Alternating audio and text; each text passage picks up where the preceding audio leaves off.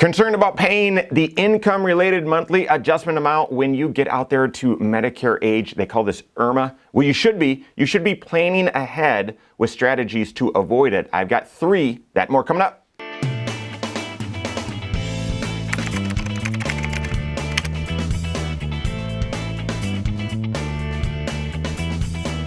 My name is Mike Bernard. I'm the host of the Wise Money Show. I'm also one of the certified financial planners right here at Korhorn Financial Group. Make sure you hit that subscribe button, turn on notifications, and smash that thumbs up button. Did you know that what you pay for Medicare Part B and Part D out there in retirement is based on your income? It's now means tested, if you will, guys. It's based on your income. If your adjusted gross income or modified adjusted gross income out there in retirement, and I shouldn't even say retirement, out there once you're on Medicare, so age 65 and beyond, if your modified adjusted gross income from 2 years ago, the prior year, is above certain levels, then you're going to pay a surcharge on your Medicare Part B and Part D premiums for that year, both you and your spouse. Your Medicare Part B isn't going to be better, but you're going to have to pay more for it. The base rate for Medicare Part B in 2024 is $174 a month.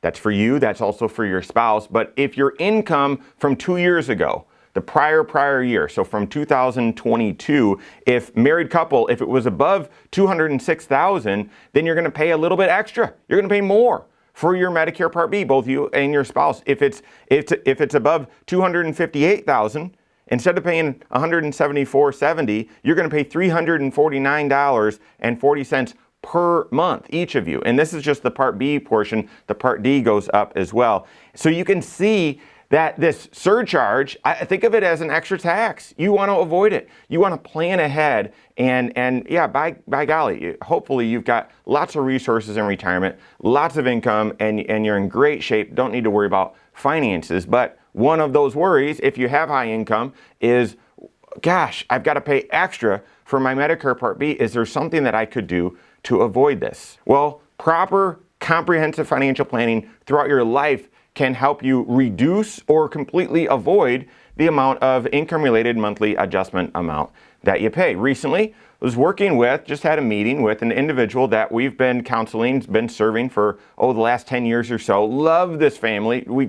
Just fantastic folks. And he helped lead a global organization as one of their executives. So had high income, very, very high income during his career. Now he's transitioned to retirement, still does a little bit of part-time consulting work for them, but has transitioned to retirement and is on fixed income. So we're drawing interest off of his investments and a few different investments, got Social Security going and all of that. So here's the thing, he's 67 years old, and so very much we are on the hunt to make sure that their income stays below the IRMAA threshold, because while he was working a couple years ago, his income was significantly above. He was into that top tier, the highest tier of IRMAA. And so when he got on Medicare at 66, and the look back was 2 years, it was back when he was working and his income was huge. Now, he had filled out the relief form, the SS-44 form, basically saying to Social Security, I've got an extenuating circumstance. Can I receive relief from IRMAA? And guys, we've talked about it before in different videos that, yeah, if you think you've got a claim, fill this out. I have seen people with the exact same situation. One gets approved, one gets denied. So to me, it's a crapshoot.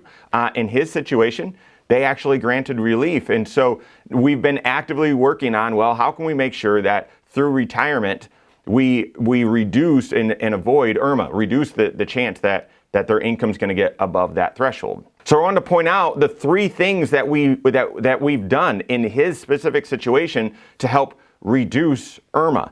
Number 1, I would categorize, I'm going to give you the specifics, but I would categorize the prior 10 years of work that we've been doing, being attentive to how do we help you get to retirement, get the right level of income, but also be aware of what the tax consequences will be and whether there would be IRMAA. And so some of the things that we've been doing is he was funding, maxing out his 401k pre-tax in years when his income was lower because the company, hadn't done as well, we were shifting to Roth contributions. So that's one of the things that we were doing. Also, above and beyond his full contribution, maxing out his pre-tax or Roth 401k, we were also doing mega backdoor Roth IRA, meaning he was contributing after tax to his 401k and we were shifting that to his Roth, which meant with his high income, these dollars, as much money as possible that we could shelter from landing on his tax return or having the interest income or capital gains land on the tax returns, we were doing that. So mega backdoor Roth was the second thing we were doing. Third thing we were doing is backdoor Roth that didn't fit for his situation, but we could do it for his spouse. So that was the third thing. And then we were being very tax sensitive with his investments, even the ones that, nope, these are short-term dollars, we're just wanting to get some interest, an interest return. We were using tools where that fixed interest wasn't going to land on his tax return each year, their tax return each year. It was going to be tax sheltered. So guys, I would put all of that in the first category is we were doing proactive tax planning for a decade to help plan for limiting IRMAA right now. And so that would be the strongest encouragement that I would tell you is proactively, as early as possible, start working with your certified financial planner and be aware of the things that you could be doing early on to help put yourself in the best situation to avoid IRMAA out there in the future. So that's the first thing and a few of the things that we did within that category. Now, here we are, 67, and it's close.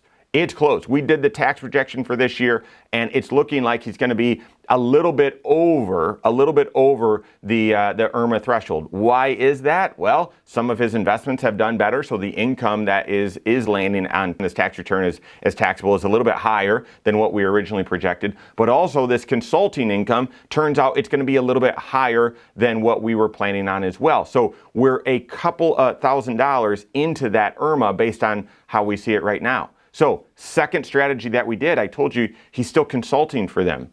So, that means he or his spouse, they're able to fund an IRA, a pre-tax IRA. He even is able to fund a SEP IRA because this consulting income is self-employed income. And so we did the math and said, if we need to, you can contribute up to, in his situation, it's going to be about $20,000 into pre-tax retirement accounts, an IRA, SEP IRA, in order to get that modified adjusted gross income back down because they had that much in income. So what we're doing is we're looking at his tax picture throughout the year. We're going to do another check-in on that in November. And then when the taxes are done in March, we're going to take a look and say, how much above that IRMAA threshold are you?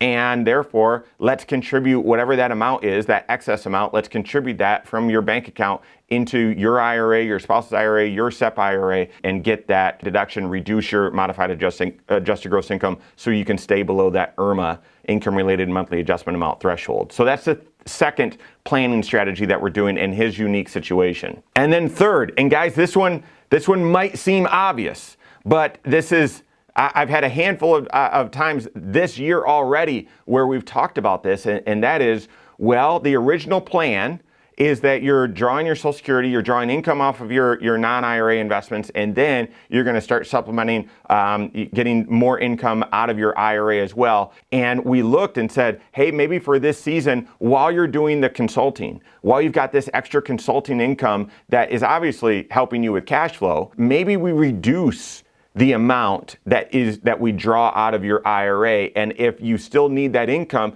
maybe you're supplementing that from a non-IRA or from cash in the bank. These individuals, just like some others that I'm thinking of as well, have kind of felt like, well, I've reached retirement.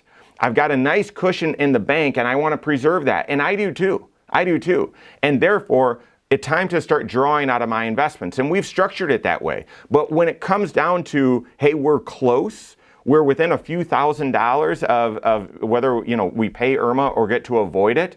Okay, well, instead of taking an extra $3,000 from your IRA, could you take an extra $2,000 from your IRA? And that would reduce your taxable income by $12,000, giving you even more flexibility to ensure that you stay below that IRMAA threshold. When I pointed that out to him, he said, oh yeah, no brainer, absolutely. So reducing the amount of withdrawals from your from your pre-tax retirement accounts can also help you, of course, lower your income and lower the chance that you would be subject to income-related monthly adjustment amount, or IRMAA. So those are 3 strategies that we did in this unique situation, but I can't stress it enough. Make sure that you're doing the proactive tax planning throughout your career so that when you show up at age 65 or at retirement and you're looking at your income and the income you need to live the lifestyle you want, you've got options and ways to manage and avoid the income-related monthly adjustment amount, keeping your modified adjusted gross income down. Work with your certified financial planner. They're looking at all 6 areas of your financial life and doing these proactive,